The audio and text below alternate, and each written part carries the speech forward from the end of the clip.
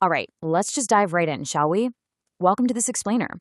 Today we're going to build a complete mental map of roughly 2,600 years of the absolute biggest questions humanity has ever dared to ask.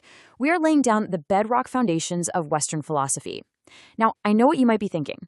If you've ever felt completely intimidated by those giant, dense textbooks or all that super complex academic jargon, hey, do not worry. We're going to build an intuitive, totally visual map of this whole shebang before we even meet a single ancient thinker. Just picture this for a second. Imagine standing outside under a brilliantly starry night sky. You're looking way up at the vastness of the universe, and you naturally start asking yourself, what is all this actually made of? Like, why is there something here rather than just nothing at all? Are the stars, the planets, the literal ground beneath my feet, is that the ultimate reality? Or is there something completely different going on behind the scenes? But then you bring your gaze back down to Earth, right? You look at the people around you, the society we've built, and you can't help but wonder how we're supposed to interact with each other. Is there an absolute objective right and wrong in how we treat people? What does it actually mean to live a good life? Really, what does it even mean to be a good person? And then, boom, eventually you hit the ultimate war. You ask yourself the most frustrating question of all.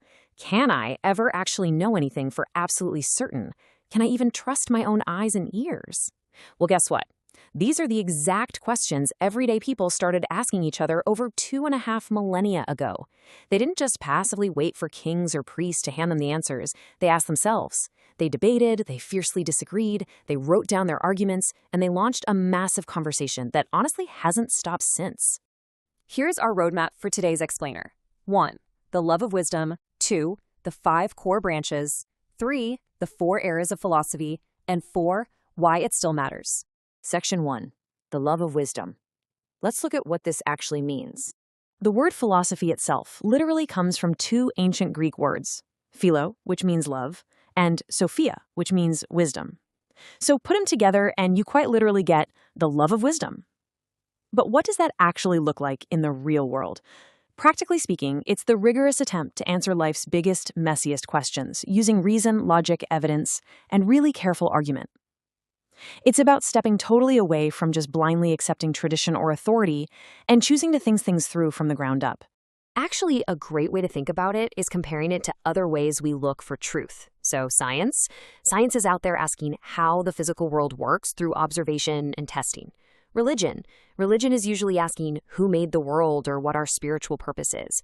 Philosophy asks the questions that sit right underneath both of those. It asks, well, what even counts as real in the first place? What counts as actual knowledge versus just a guess? What actually counts as good? Philosophy is literally defining the very rules and boundaries of reality and knowledge itself.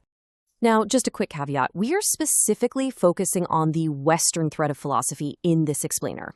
This specific conversation kicked off in ancient Greece, traveled through Rome, wove its way through medieval Europe and the Islamic world, pushed into modern Europe, and eventually went global. And hey, while there are absolutely incredible Indian, Chinese, and African philosophical traditions exploring very similar things, this specific historical lineage of debate is what we refer to as the Western thread.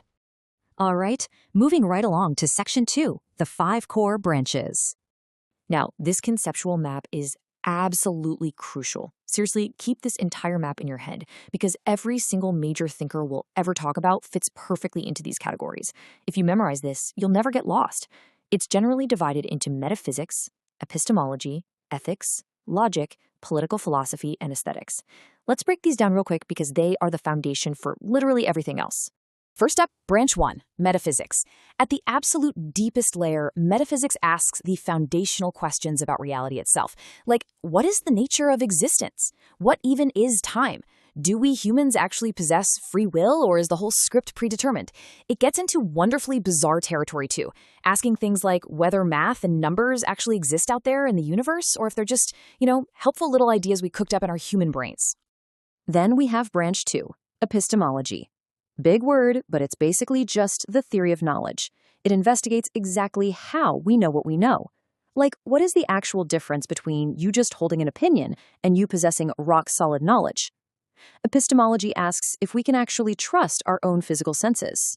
When a scientist confidently announces a theory is proven, epistemology is that essential branch that taps him on the shoulder and asks, wait, what does the word proven really mean anyway?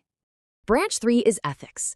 This is the philosophical study of morality. It's all about how we ought to live, what makes any action fundamentally right or wrong. Ethics tackles some incredibly heavy debates. Is morality a universal law applicable to everyone everywhere, or does it just entirely depend on the culture you happen to be born into? Should we judge what someone did by the consequences it caused, by the strict rules they followed, or by the actual character of the person doing it? Next is branch 4, logic. You can basically think of logic as the philosopher's ultimate toolkit. It's the strict study of valid reasoning, teaching us exactly how to tell a good, structurally sound argument from a terrible, logically flawed one. Every single other branch depends entirely on logic to even function. The ancient Greek philosopher Aristotle pretty much laid down the foundations for this, and honestly, it's so incredibly powerful that the modern computer or smartphone you use every single day literally runs on an extension of these exact same logical rules. And rounding out our map, we have political philosophy and aesthetics. Political philosophy takes these ideas and applies them at scale, asking how we should organize our societies, what makes a government actually legitimate, what are human rights, what is justice. Aesthetics, on the other hand, shifts gears to examine the nature of beauty and taste. It asks what makes a painting or a piece of music a true work of art, rather than just noise or paint on a canvas. Let's jump into Section 3, 4 Eras of Philosophy. So, now that we have our map, let's see how this all unfolds historically. This massive timeline gives us 4 huge eras to explore, covering a truly mind-boggling 2,600 years of human thought. We kick off with the ancient classical period, from 600 BCE to 500 CE. Then we transition into the medieval period, from 500 to 1500 CE. Next up is the early modern period, from roughly 1500 to 1900 CE. And finally, contemporary philosophy, sweeping from the 20th century right up to today. It's fascinating to watch this conversation evolve. Pretty much every question we argue about right now was first raised during that ancient window by heavy hitters like Socrates, Plato, and Aristotle. Then, in the medieval era, thinkers like Aquinas and Avicenna worked overtime trying to reconcile that ancient logical reasoning with religious faith. Then boom. The early modern period hits, we get the scientific revolution and the Enlightenment. Thinkers like Descartes and Kant basically tried to throw out the old rulebooks and start everything from scratch. And finally, contemporary philosophy, where these exact debates are being fiercely written about and argued at this very second. Which leads us perfectly into Section 4, why it still matters. So you might be sitting there wondering, why on earth should I care about what some guys argued about centuries ago?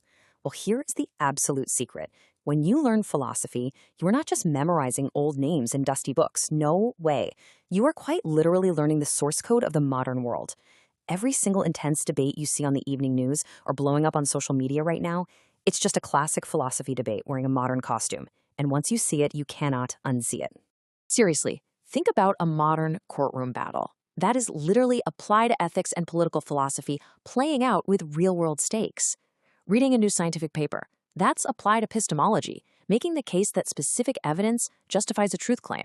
If you sit in on an AI ethics committee at a massive tech company today, they are essentially just rehashing a 200-year-old argument between Immanuel Kant and John Stuart Mill. And a modern human rights charter, you're basically reading 17th century philosopher John Locke, almost word for word. But beyond just understanding the world better, the personal reward here is massive. Philosophy hands you the ultimate cognitive toolkit. It genuinely trains you to ask fundamentally better questions. It builds a kind of logical radar in your brain so you instantly spot bad arguments. It teaches you the incredible humility required to actually change your mind when new evidence demands it.